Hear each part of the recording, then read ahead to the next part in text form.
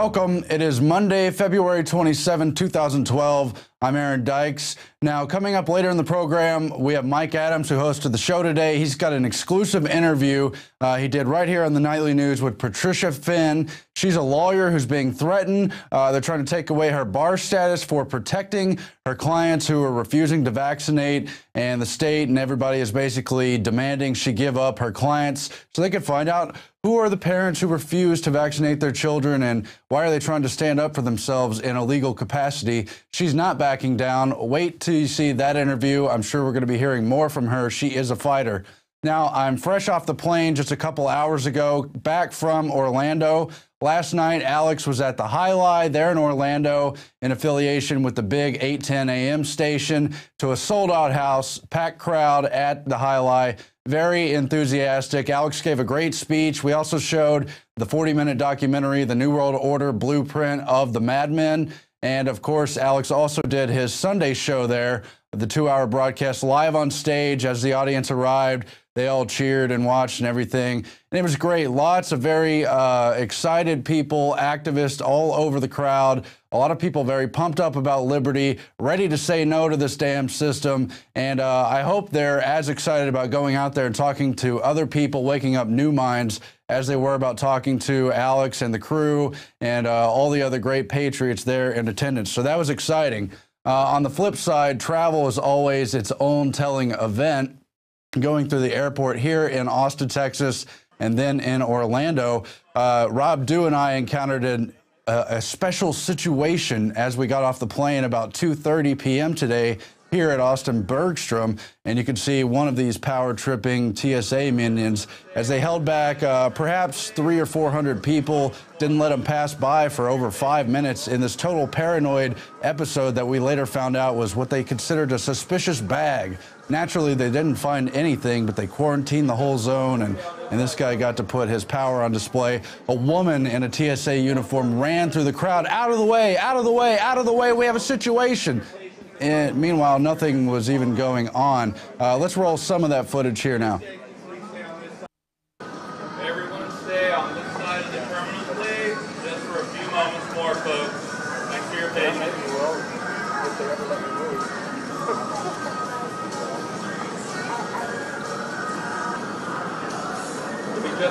So Rob Dew is up here with the camera towards the front of the crowd. What you can't see is there's several hundred people behind him. They're not letting people pass through the main walkway or on the sides where they have the seats and the gates over there. Just total lockdown over this paranoia about the bag.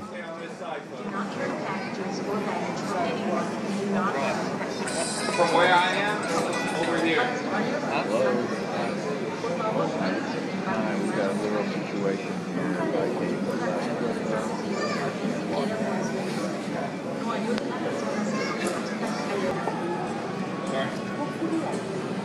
There's a situation at the checkpoint that we have to secure to make sure everything is safe before you proceed. So the safest place for you to be is on this side right now.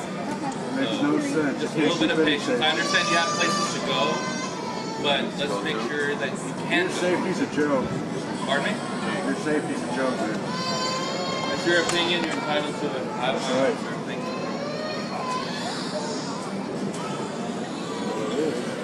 Almost wrapping up. Okay, folks, thank you. Appreciate it.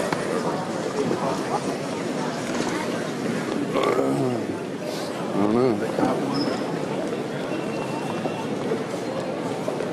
Of course, nothing actually going on, just freaking out as Austin just put in body scanners, so it's kind of a new level. TSA in action. What a joke. And so, as I was pointing out, they just put in the body scanners now. It's a whole new wave of paranoia there. Everything's a situation now, and they got to lock down for control, but nothing tangible is even happening. Meanwhile, when something actually does happen, like the underwear bomber, turns out it was staged, turns out he was let on the plane. Every time I go through an airport, I always see them flagging handicapped people. Last time I came through Austin, it was a young guy on a cane, and they put him in the isolation box. Meanwhile, you've got all other sectors of travel and hospitality getting more suspicious all the time. You've seen the recent FBI Communities Against Terrorism paranoia flyers where everything, all kinds of activity is potentially terroristic, especially when it has to do with hotels or transportation or rental cars. I had another episode there. It's not caught on camera, but I'll tell you the story briefly. The woman at the rental car place there in Orlando demanded now to know where I was staying and where I was going to be with the car while I had it checked out. And I told her, frankly, it was none of her business. And she was so taken back, she asked me to repeat that twice. She literally didn't process it at first. And then she said, you know, no one has ever told me that in the entire time I've worked for this car company. No one has ever said that's not your business. Everyone apparently just gives up all manner of data as if it's their right to know all these things, as if they don't already have checks in place for things like stolen cars. And she finally admitted, yeah, that's right. It's not my business, but no one's ever bothered to even speak up about that. That's why we have to speak up, people. It does gradually have an effect. You may not see it immediately. Anyway, just a few little anecdotes from our travel and a great event again in Orlando. Alex speaking, of course, well over an hour and a half, very enthusiastic crowd. Turning now to the news, FEMA puts out a contract for emergency camps to house displaced citizens. That's Paul Joseph Watson. And this, again, is just a greater continuation of other reports we've seen recently, including back in December when memos were leaked, also calling for contractors at camps to be ready to house and staff them within 72 hours in all sectors and capacities. The Federal Emergency Management Agency is looking for contractors to construct temporary emergency camps inside the United States, which can be ready for occupancy within a 72-hour time period and used to house emergency responders as well as displaced citizens. The National Responder Support Camp contract, which was posted on the Federal Business Opportunities website, calls on contractors to provide all necessary supervision, professional staff, labor support, material, supplies, et cetera, within 72 hours, rather, and it would be used to shelter, quote, displaced citizens. And so, again, for well over a decade and a half, you've seen these emergency plans through all the different areas, all the way back to Rex 84, where they're planning for displaced citizens, a mass influx of immigrants. But it always turns out it's just a takeover drill where they suspend the Constitution, put in martial law, and there's a chain of continuity of government command. And this is more of that. We see them really moving to staff those camps and make them totally activated. There's been a lot of points of data. I hope you have been following that with this over the past several months. We're not going to cover it all today, but in the future, I'm sure we'll recap a lot of it. Meanwhile, the writing is on the wall, and states are beginning to take action. Separately, you've seen a lot of states try to pass bills disputing the NDAA, saying they're not going to take part in the kidnapping of citizens, saying that it's unconstitutional. Now you see this trend where Wyoming is introducing a, quote, doomsday bill to prepare for total collapse and the inability of the federal government to effectively do anything. Legislation lays out plans for alternative currency in the aftermath of a U.S. dollar devaluation. There's again Paul Joseph Watson, and the bill lays the groundwork for how the state would respond in the event of a sudden devaluation of the dollar, a situation in which the federal government has no effective power or authority over the people of the United States, and it calls for their own statewide continuity of government plans. And very interesting, as they keep the federal plans secret, and states begin to craft their own responses and wonder what's going to happen when less solvent states have mass influx of people going into other places. Well, Wyoming, for one, is batting down the hatches. Also, gas prices signal tsunami of inflation. While places like the UK report an official inflation rate of 3.6%, they're seeing gas prices that equate to $8 a gallon and higher. And it's just one of those things where they will always lie about the real numbers, but you can see it in the economy and things like gas prices. Interesting quote here in the article by Greg Hunter of USA Watchdog. We've had him on before. Inflation is always and everywhere a monetary phenomenon. That's a famous quote from Milton Friedman, the Nobel Prize-winning economist.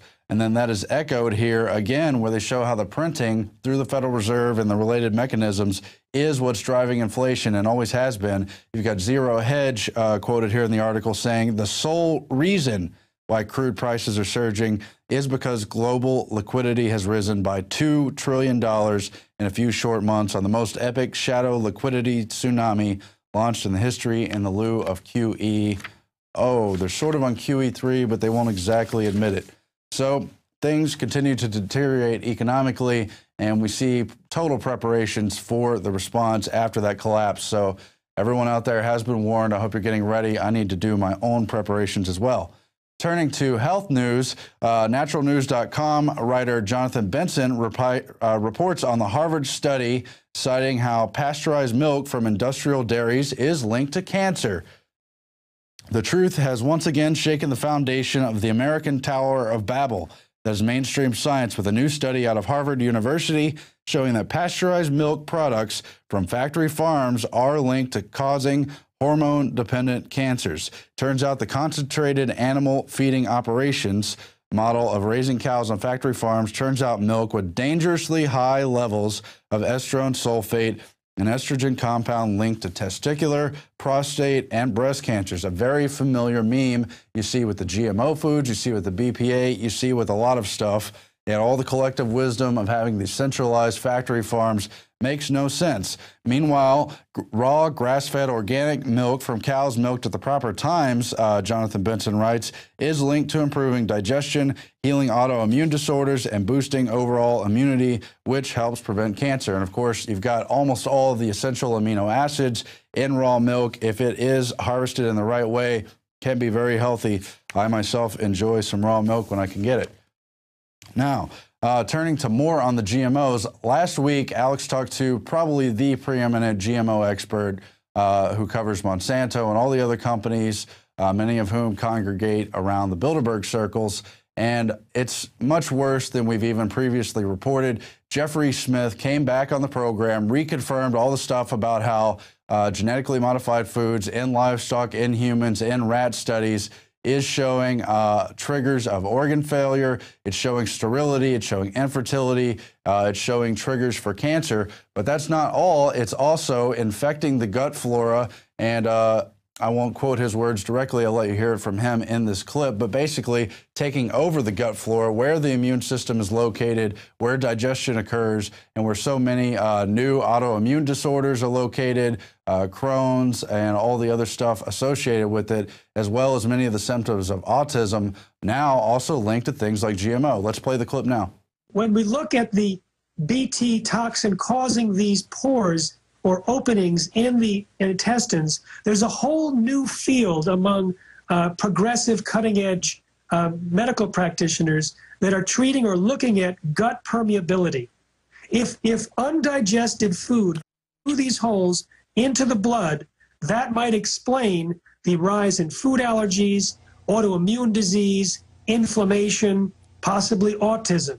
Because gut permeability is one of the factors that scientists are documenting accompany autism in large numbers. So I was giving a talk recently. But wait, there's also big studies out, just to back you up again, that just came out, that they're finding the GMO DNA and RNA is actually going through the blood and into the cells. They'd always said that was impossible, and Monsanto's come out and said it's fine to have our DNA in your cells. So it's actually going through now. I think that's more than just gut permeability. It's that, you know, before we are what we eat, and all this stuff that's slowly developed on this planet, we're able to absorb, and it's part of the normal order. You start splicing and crossing and doing all of this, it shows that at a micro level, we're all interchanging at levels we never knew before. Let's talk about just this gene transfer, because this is one of the scariest things that is currently documented. The only human feeding study ever published verified that part of the gene inserted into soybeans, making those soybeans Roundup ready, unkillable with Roundup, transferred into the DNA of bacteria living in